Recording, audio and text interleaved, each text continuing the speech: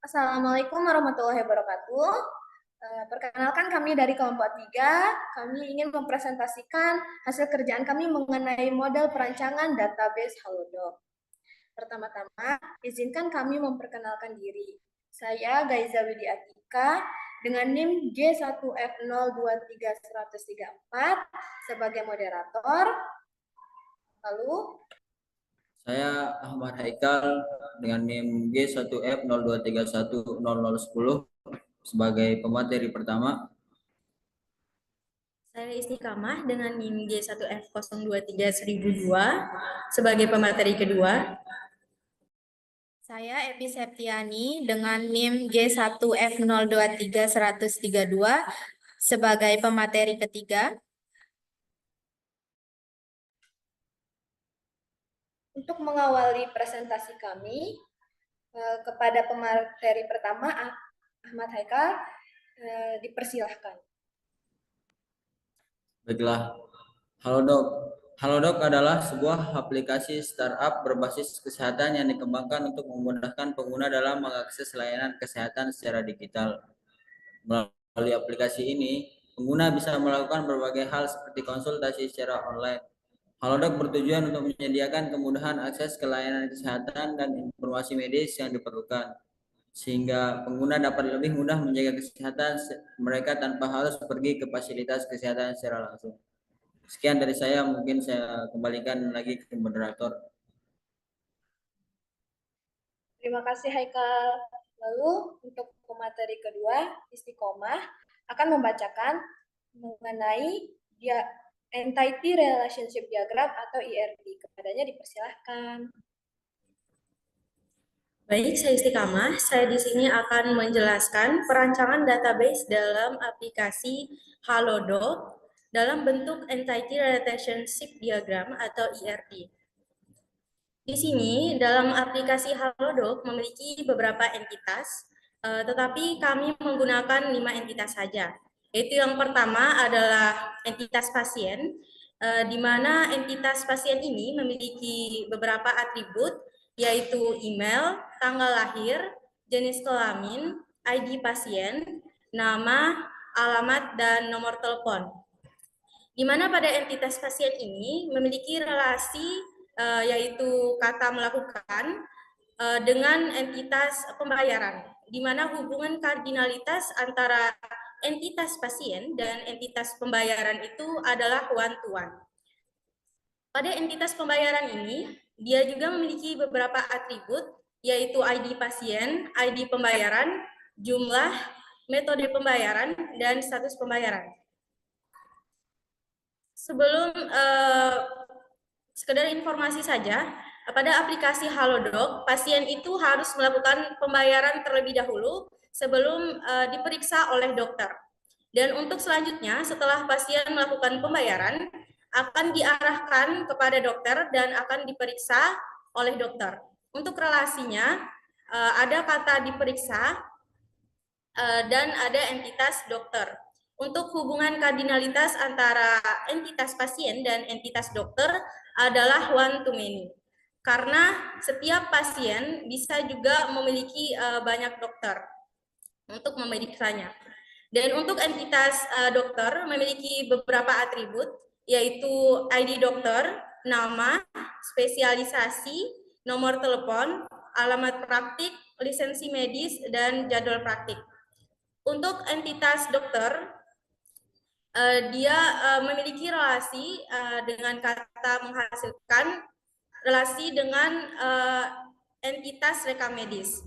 Pada entitas dokter dan entitas rekam medis memiliki hubungan kardinalitas yaitu one to many.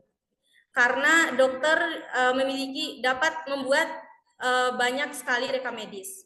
Untuk entitas rekam medis memiliki beberapa atribut juga, yaitu yang pertama adalah ID dokter, ID rekam medis, ID pasien, tanggal rekam medis, hasil rekam medis, dan waktu rekam medis. Untuk selanjutnya, pada entitas rekam medis ini memiliki relasi dengan kata mendapat, relasi dengan entitas resep obat, dan memiliki hubungan antara entitas rekam medis dan entitas resep obat ini memiliki hubungan kardinalitas yaitu one to one. Yaitu satu rekam medis akan menghasilkan satu resep obat. Untuk selanjutnya, entitas resep obat ini memiliki beberapa atribut, yaitu ID rekam medis, ID dokter, ID pasien, tanggal diterbitkan, ID resep obat, dan daftar obat. Baik, itu saja yang bisa saya jelaskan tentang Entity Relationship Diagram atau ERD. Untuk selanjutnya, saya akan menyerahkan sepenuhnya kembali kepada moderator. Terima kasih untuk penjelasannya, Isti. Lalu untuk penjelasan selanjutnya yang akan dibacakan oleh pemateri ketiga atau Evi mengenai tabel relasi. Kepadanya dipersilahkan. Baik, di sini saya akan menjelaskan tentang tabel relasi. Tabel relasi adalah gambaran struktur basis data yang dibuat dalam bentuk tabel. Hubungan kardinalitas ERD yang pertama yaitu hubungan antara pasien dengan pembayaran, yaitu one to one. Pasien hanya dapat melakukan satu pembayaran untuk setiap satu kali konsultasi.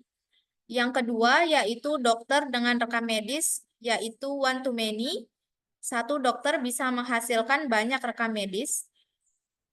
Yang ketiga yaitu pasien dan rekam medis, yaitu one to one. Setiap pasien menghasilkan satu rekam medis. Selanjutnya, rekam medis dengan resep obat, yaitu one to one. Satu rekam medis menghasilkan satu resep obat.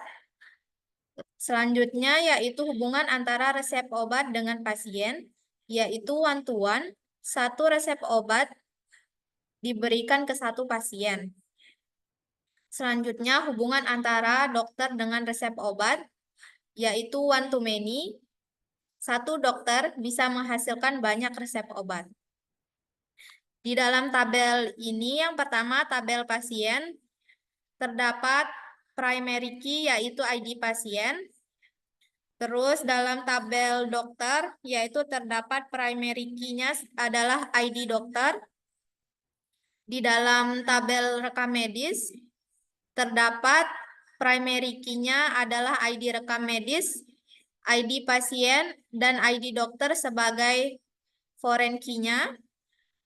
Terus di tabel resep obat, di sini ID resep obat sebagai primary key-nya.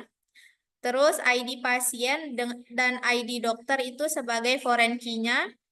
Dan ID rekam medis juga sebagai foreign key-nya. Terus di sini di tabel pembayaran, ID pembayarannya itu sebagai primary key-nya. Terus ID pasien sebagai foreign key-nya.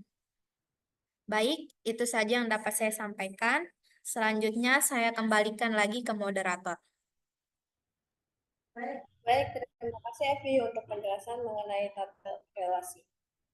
Lalu selanjutnya, kita telah berada di penghujung, jadi saya akan membacakan kesimpulannya. Relasi antara pengguna, konsultasi, dan riwayat medis menunjukkan bahwa Halodoc juga berfungsi sebagai alat pelacakan kesehatan jangka panjang, di mana pengguna dapat mengakses riwayat medis mereka, yang berpotensi membantu dokter dalam memberikan diagnosis yang lebih baik. Sekian presentasi yang kami lakukan, kurang lebihnya mohon maaf. Terima kasih. Wassalamualaikum warahmatullahi wabarakatuh.